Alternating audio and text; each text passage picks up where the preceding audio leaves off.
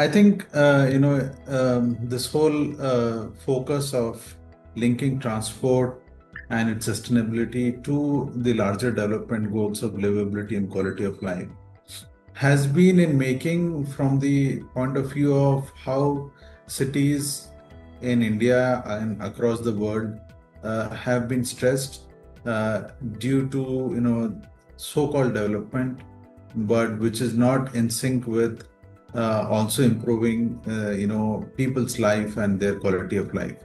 Often we don't understand that standard of living and its improvement are not synonymous to improvement in quality of life. They may have an overlap, but they are not, the same as each other. Yeah, there are difference of that. You might have situation where standard of living may be good, which is directly related to your purchase power, your income and your wealth, but that does not necessarily guarantee a good quality of life and a more livable environment for you. So over time, we have seen that cities across the world are in stress, and this has had a negative impact on people's well-being, people's quality of life, and how well they understand or see their city and environment as livable. So this idea has been in making for quite some time, I would say for more than a decade, and was building, I have been doing small activities, some focused thought discussions, workshops, panel discussions, over time to also build a better understanding and better, know-how among people, among researchers, among community at large, that these linkages are important to understand, and transport and mobility has a important role and a strong linkage to several dimensions of quality of life. So my thought process started from there, and I started seriously working on a concrete proposal for such a journal, through which the idea is first to build community of researchers, practitioners who are interested to study these linkages of transport and livability and quality of life, and bring evidences of that from across the world through research papers that brings unique methodologies, contextual methodologies, contextual knowledge, a quality of life, how it means for an American or somebody in Europe might be different on how somebody in Asia or in global south may perceive. Yeah. So how do you also bring those contextual differences of people? What does it really mean for people in terms of quality of life through this journal? So this journal should eventually become a go-to place if somebody wants to understand these linkages of transport and quality of life. And by having these case studies, unique methodologies, better knowledge, we would hopefully be able to inform policy and decision making, and see that in whatever small way it can promote better decision support for cities, for regions, for countries, to make their places, to make their cities, to make their regions more and more livable and better quality of life. So that actually made the motivation, and from March 2020 till 7th November 2023 was a journey of this journal, from the idea to inauguration, to its launch. It's been a long journey, but I was very happy and glad that Taylor & Francis actually understood the importance of the journal and its unique focus, and saw that as a important contribution in the research literature, and they really took it forward and brought it to a conclusion where on 7th November 2023 we could actually launch the journal.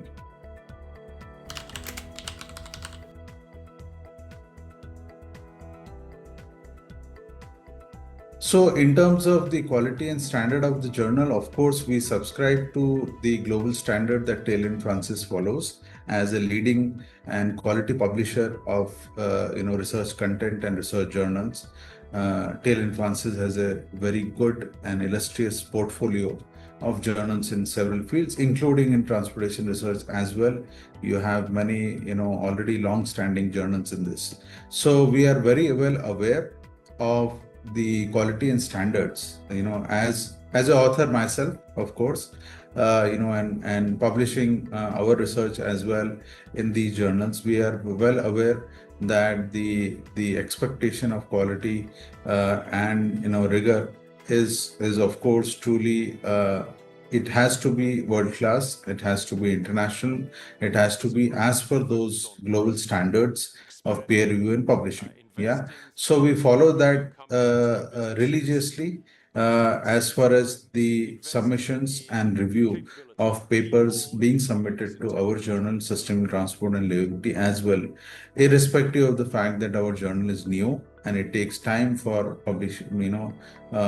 submissions to increase, publications to increase, and so on, especially in today's world when there are a large portfolio of journal in every domain from different publishers present. Yeah, but irrespective of that, we have not compromised in any way with that peer review quality and rigor. Of course, what journal says is minimum 2 peer reviews, but I always try to, initially itself assign 3 to 4 reviewers for each paper to start with, which also to make sure and ensure that the reviews are happening timely, because I think timely review and timely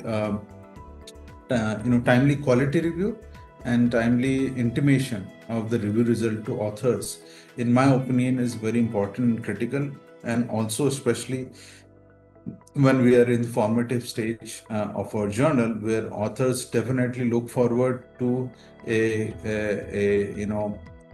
reasonable time within which their papers get assessed and are given the final decisions. So I have been very conscious about this and have tried maintaining a good balance between the quality of the review and the rigor, as well as the timeliness of completion of the review, as per the standards of the publisher, of the standards of Taylor and Francis.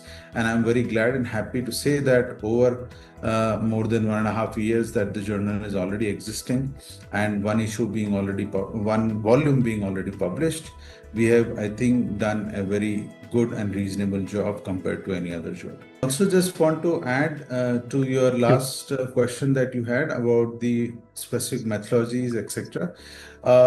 From journal's point of view, we are not specific about a hard quantitative methodology or a hard qualitative methodology.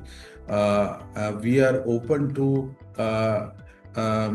variety of methodologies as long as they are theoretically grounded and are good enough in terms of their rigor and the contribution they make. So it's not, some journals do focus on very heavy quantitative work. While that is welcome, the qualitative research is also equally welcomed in our journal. So from methodology point of view, I think we keep a balance, and at the same time we are equally focused on developing economies compared to developed economies. And our submissions over the 1.5 years also has shown a very good and healthy trend of submissions being received both from developed economies as well as from developing economies, as well as the final publications of accepted papers also has a good range and variety in terms of methodology, in terms of geographical spread, in terms of developed versus developing economies. So this aim and the scope that we have initially envisaged for the journal, we have so far been able to maintain it very well.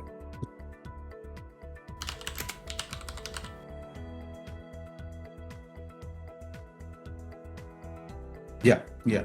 So definitely, I think open access is the trend today, not just within Taylor and Francis, but across all leading publishers of research journals. And it is something that's going to remain as a norm and order of the day, for publishing in research journal in future as well. And I think I can clearly see that countries are also adopting to this open access model and are supporting researchers and authors to be able to publish their work as open access. Taylor and Francis and with their support, Sustainable Transport and Livability, our journal, has I think gained a good momentum and a attraction among the authors. And for authors, I don't think it can be anything better. To be able to have their paper published as open access definitely allows a wider reach and a good probability of higher citations and referencing by other research work for your work. So that way it is wonderful, and at the same time accessing these papers becomes equitable for anybody since it's a fully open access journal. So one doesn't really need to have a subscription from their university or institution for them to be able to access the full papers of our journal. I think with the visibility that the journal has gained, I'm sure even those who can afford or those who are supported for open access fees from their institution or their country will now find our journal to be an attractive proposition, especially since it brings that unique linkage, which is now more and more understood, more and more researched, although a lot more has to happen.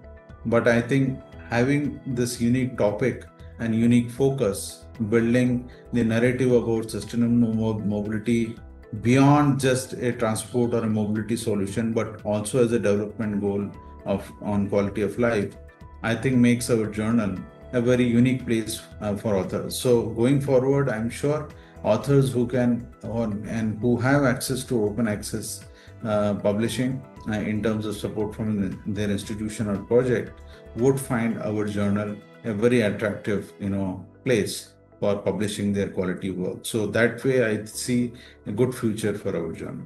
It was a pleasure talking to you. Thank Thank you. you.